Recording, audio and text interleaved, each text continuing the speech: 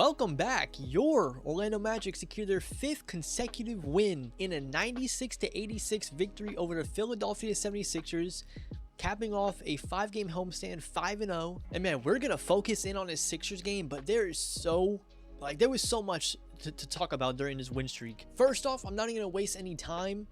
We need to talk about the defense of this team, because this defense is elite. Obviously, we knew it was elite, but just actually being able to go out there and see it on a night-to-night basis. During this 5-game win streak, the Magic have held their opponents to 86, 90, 89, 94, and 88 points. So pretty much, if you are an opposing team coming to Orlando, you need to expect a grit and grind match, because you are not going to be hitting the 100-point mark. Now, to be honest, we might not either, but look at the stats. We are not hitting 100 points. And we are coming out with victories, something kind of unheard of in the NBA nowadays. And I said in the last video, when Paolo Banchero did go down, that this team would have to adapt on the fly and kind of reinvent themselves in a way. And I think that's exactly what we're seeing here, kind of buying fully into the defensive end of the ball. Not that I'm saying we weren't before, but I feel like now, we're really digging in deep on it and hitting another gear that I haven't seen from this team, and really letting, defensive stops fuel the offensive side of the ball, getting out and running, creating momentum, and most importantly, really tiring out the opposing team's guards and bigs for most part. But the guards really get the worst of it on this team, with Jalen Suggs, Kentavious Caldwell-Pope, Anthony Black having to switch on them all the time. You really see opposing guards get kind of tired, and then being able to take advantage of that, attacking them on the other end. Tonight we saw it a lot with Jared McCain. He dealt with foul trouble, ended up fouling out of the game, but we were constantly attacking him on offense, and then on the other end letting Suggs really hound him on defense, because sometimes Suggs was playing with 1 or 2 fouls in the fourth quarter. So coach really let him kind of let him off his leash a little bit, since he had some wiggle room. And I think McCain really saw the effects of that. But it's not all on the guards, because looking over at the bigs, Jonathan Isaac had a very big matchup tonight against Joel Embiid. We start off with Goga. Goga got the starting job on him, but it seems like Jamal Mosley was really comfortable and really adamant about letting Jonathan Isaac take the matchup. Now, obviously, this is not any, just matchup for JI. This is it's Joel Embiid. He's borderline unguardable once you factor in, the foul baiting. And I thought Jonathan Isaac absolutely crushed it tonight on that end, especially, because we did hear in the offseason that he gained this weight. He gained 30 pounds or something like that. And I feel like that change was kind of targeted for games like this, because he knew there were going to be games where he had to be matched up against a big. He just saw Jared down in a 7-game series, and I think he kind of prepared more for those type of matchups tonight, seeing Joel Embiid for his first real test of the season in that spot. Joel Embiid tonight, 32 minutes, 20 points, 5 of 15 from the field, did get to the free throw line 10 times per usual, but was not able to dominate the game in a way that we are used to seeing from him. Obviously, he just came back from injuries or whatever it was. This is only his 2nd game of the season. He's still getting his legs underneath him, but he played 32 minutes tonight. Didn't seem like he was on a real big minute restriction. And if any minute restriction was there, it seemed like it was due to conditioning, because he seemed very tired tonight, and that plays into my point. Like I said, this defense will tire out the opponents. And if you look at Joel Embiid tonight in that late fourth quarter, he looked absolutely gassed on the floor. Now, I will say Jonathan Isaac did look just as tired, maybe even more. He only played 25 minutes tonight, I think, which is a season high for him. But I completely understand that is an insane matchup for him. That is a handful all night. You have to be on, you have to be on point 24/7 in that matchup. Jonathan Isaac tonight, 25 minutes, 11 points, 9 rebounds, and a team high plus 21. Which, keep in mind, for the most part, he was minute matched with Joel Embiid. So being a plus 21 in those minutes really proves the impact of him. Next up, I want to get into Jalen Suggs, because Jalen Suggs had a weird game, because Jalen Suggs just in the first half of his game was kind of bad. He really struggled with his shot. There was very poor decision making. He was dealing with those struggles that we've seen in the past of him being too aggressive, too fast. He has to, we were saying in the past, he has to be able to slow down a little bit. And we kind of started to see him shy away from that. And then as of recently, especially tonight, though, we really saw him kind of go a little too fast for his own, good. Now, defensively, as always, I thought he did great, especially being able to keep his fouls low until the fourth quarter, so he can really, apply pressure in that time. I feel like as of lately, we've seen him pick up some not so, needed early fouls in the game that kind of put some pressure on him to kind of back off when, you know, late game situations. But in the end, even with the 3-ball, you know, struggling to fall, he still ends with 19 points, 7 rebounds, and 2 assists in 31 minutes. 1 of 8 from 3 tonight, but the 1 3 he did hit might have been one of the biggest of the game, coming late in the 4th quarter to extend the lead to 10, I believe, with just under 3 minutes left. Let me just go off topic for a second. I know we already touched on defense a lot, but the Magic in the 4th quarter during this homestand, especially, these 4th quarter performances on the defensive end has been unreal. I mean, just go look at the numbers in the 4th quarter.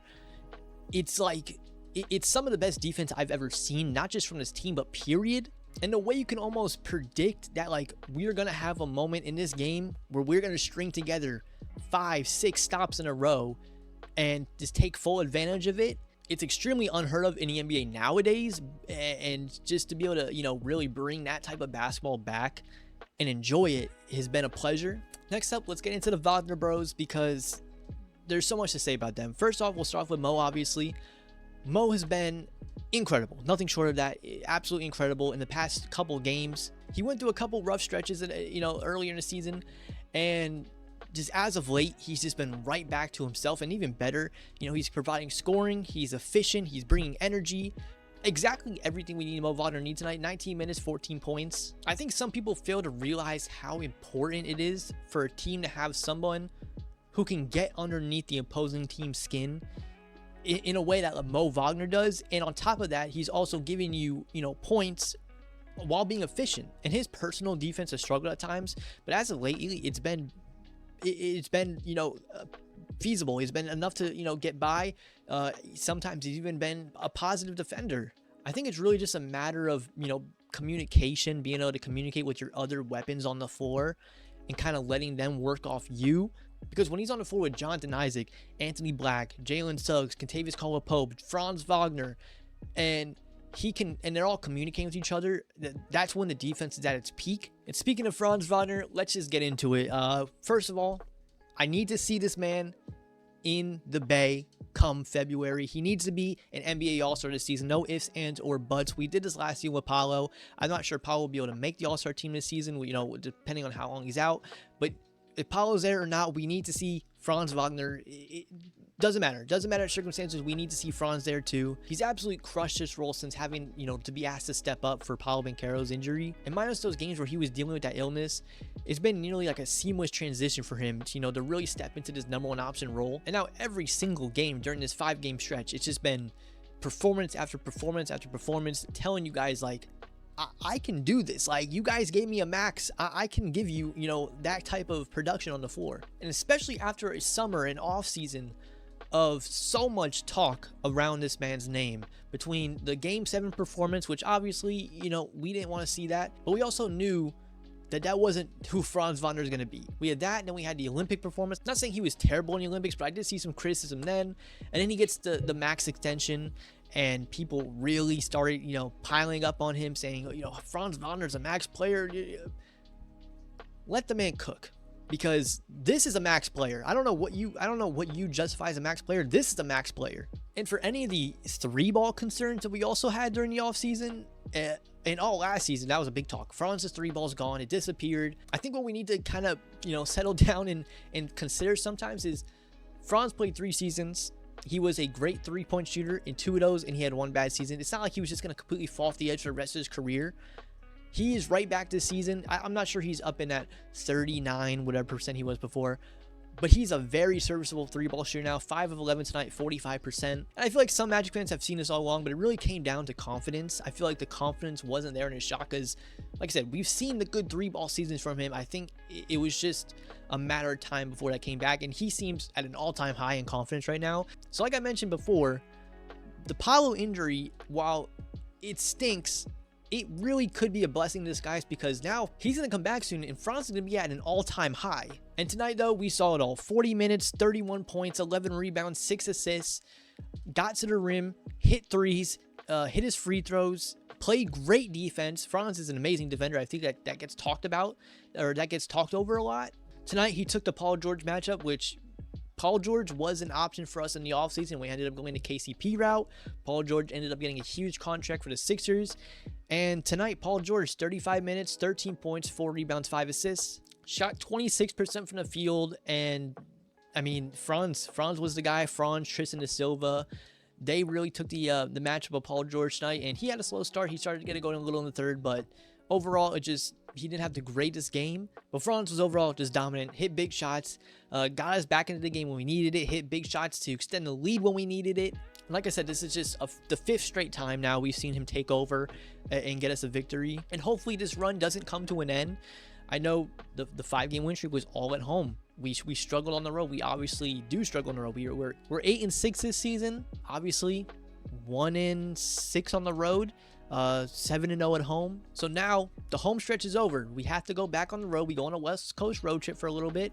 The West Coast is filled with some tough teams. We do have a little 2-day break. Finally, a 2-day break. We can this team can use it after, you know, how much they've had to fight these past couple days. But we need to keep up this energy, carry over this momentum. Next team we do play is the Phoenix Suns, who will be without Kevin Durant, but we can't underestimate them. They still have Devin Booker. They still have some nice pieces around them. But while saying that, we should be going into this, you know, feeling extremely confident, and this should be a winnable game for us. So right now, I'm at a high right now, and if we can carry this momentum and get a win, a much needed win on the road to, you know, kind of take off that pressure a little bit to prove to us that, you know, we can do this, not just at home. If we can come out Monday and see this level of effort and play, then I think this, you know, we're gonna be on cloud 9. And hopefully we can run this out really nicely until Banchero comes back. I don't know when that will be.